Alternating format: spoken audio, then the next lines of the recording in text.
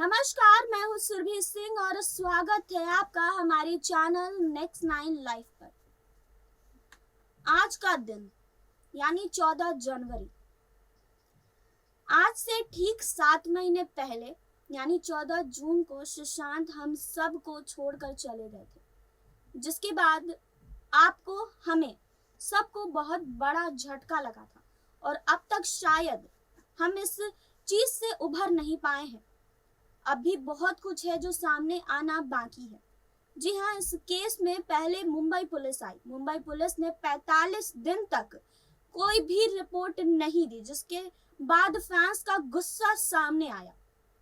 उसके बाद सुशांत सिंह राजपूत के पिता ने रिया चक्रवर्ती को लेकर बिहार पुलिस में जाकर कंप्लेन की कि वो उनके बेटे को जहर देती थी, उनके पैसे हड़पना चाहती थी और कई सारी बातें इस एफआईआर में उनके पिता ने कही। उसके बाद बिहार पुलिस मुंबई गई रिया चक्रवर्ती का बयान लेने। बहुत ऐसे लोगों का उन्होंने बयान भी लिया और बिहार पुलिस बहुत अच्छा काम कर रही थी। जिसके बाद सीबीआई आ गई। उसके बाद सीबीआई ने भी काफी अच्छा काम किया। कई लोगों को सीबीआई ने पूछताछ के लिए बुलाया। उनके फैंस को ये लगने लगा कि अब शायद सुशांत सिंह राजपूत को इंसाफ मिल जाए, शायद सुशांत सिंह राजपूत अब हमारे बीच ना हो। लेकिन जब उन्हें इंसाफ मिलेगा तो उनकी आत्मा को शांति मिलेगी। जी हाँ, सीबीआई ने रिया चक्रवर्ती से लेकर शौविक चक्रवर्ती, सुशांत की बहन, हर किसी को पूछताछ के लिए बुलाया। लेकिन अब तक 7 महीने बीत चुके हैं। सीबीआई ने कुछ भी खुलासे नहीं किए हैं, किसी का भी नाम नहीं लिया है, किसी को भी गिरफ्तार नहीं किया है।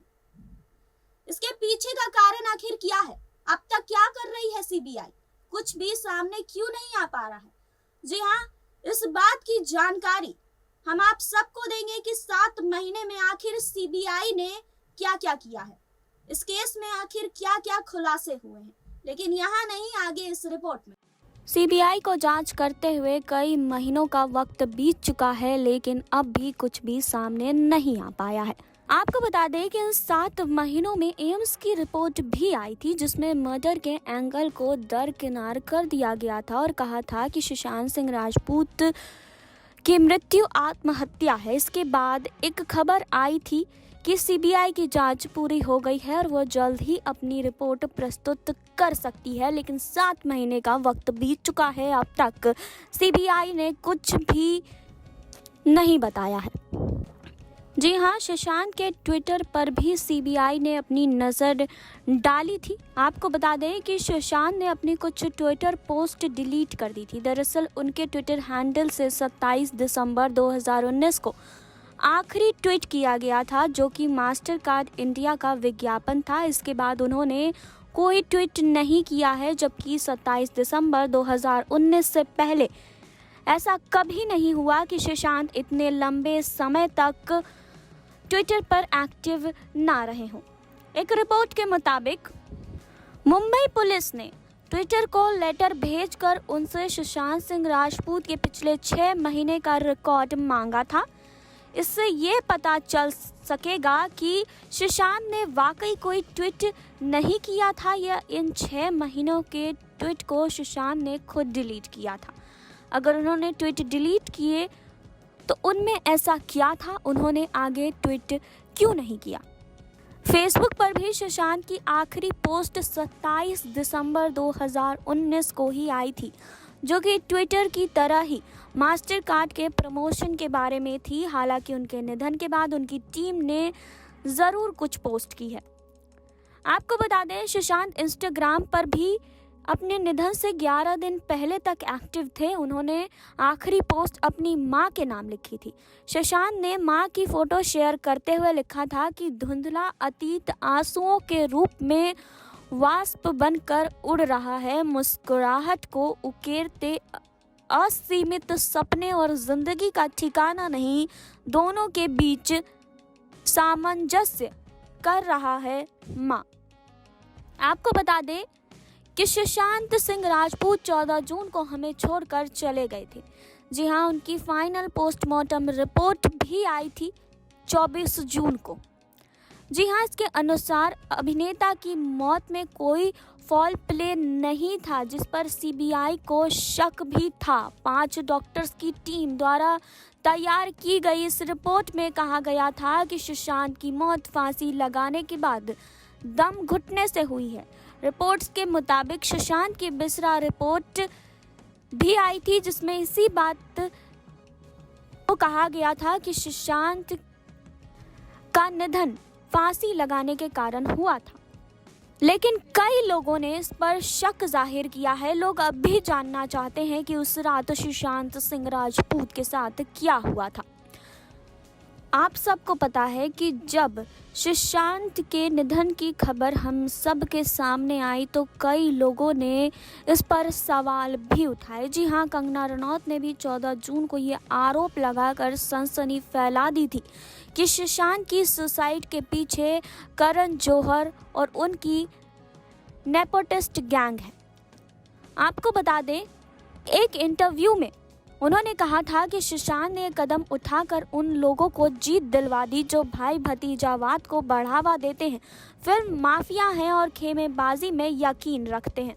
जी हाँ, इसके बाद निर्देशक शेखर कपूर, अनुभव सिन्हा सबने कहा कि सुशांत भाई भतीजावाद की भेंट चढ़ गए। जी हाँ, शेखर ने ट्वीट में लिखा था कि मैं जानता हूँ कि तुम किस दर्द से गुजर रहे थे। मुझे पता है उन लोगों की कहानी जिन्होंने तुम्हें कितना निराश किया है।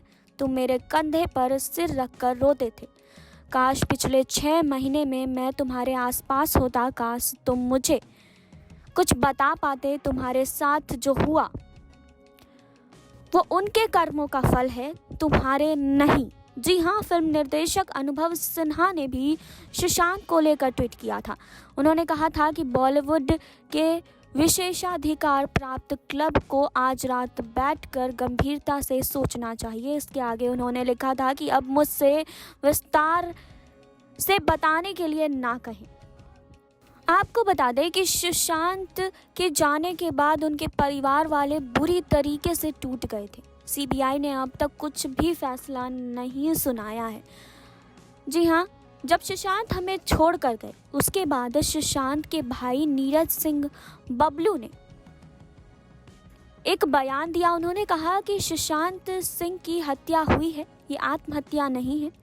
इसको आत्महत्या का रंग दिया जा रहा है। ऐसा करने को उन्हें किसी ने उकसाया है, ये जांच का विषय है। लेकिन वो इतना कमज़ोर नहीं था कि वो आत्महत्या कर ले। वो लोगों को मोटिवेट करने वाला इंसान था। वो खुद के साथ ऐसा नहीं कर सकता। हम चाहते हैं कि सीबीआई इसमें अपना फैसला जल्द से जल्द सुनाए। जी हाँ, अब तक सीबीआई अपने फैसले पर नहीं पहुंची है। अब भी बहुत कुछ ऐसा है जो बाकी है बाहर आना। बहुत कुछ ऐसा है जो सीबीआई को अब बताना चाहिए, क्योंकि उनके फैंस और उनके परिवार वाले इंसाफ की गुहार लगा रहे हैं। वो चाहते हैं कि जल्द से जल्द इस केस में सब कुछ सामने आ जाए।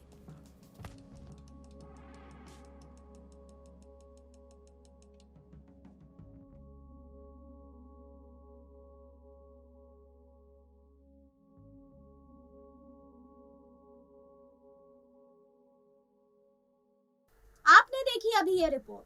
जी हाँ, आपको बता दें कि इन 7 महीनों में सीबीआई ने इतने सारे खुलासे किए हैं। एनसीबी ने कई लोगों को गिरफ्तार किया है। लेकिन आप सब के लिए ये बहुत बड़ी खुशखबरी है कि हो सकता है कि इस महीने के आखिर तक सीबीआई कोई बड़ा फैसला सुना दे, अपनी फाइनल रिपोर्ट दे दे, जिसका हम सबको बेसब्री से इंतजार है।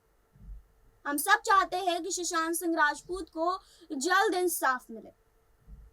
देखते हैं कब तक उनकी फाइनल रिपोर्ट आती है। फिलहाल के लिए आप बने रहिए हमारे साथ। लाइक करें, सब्सक्राइब करें और बेल आइकन दबाना बिल्कुल ना भूलें।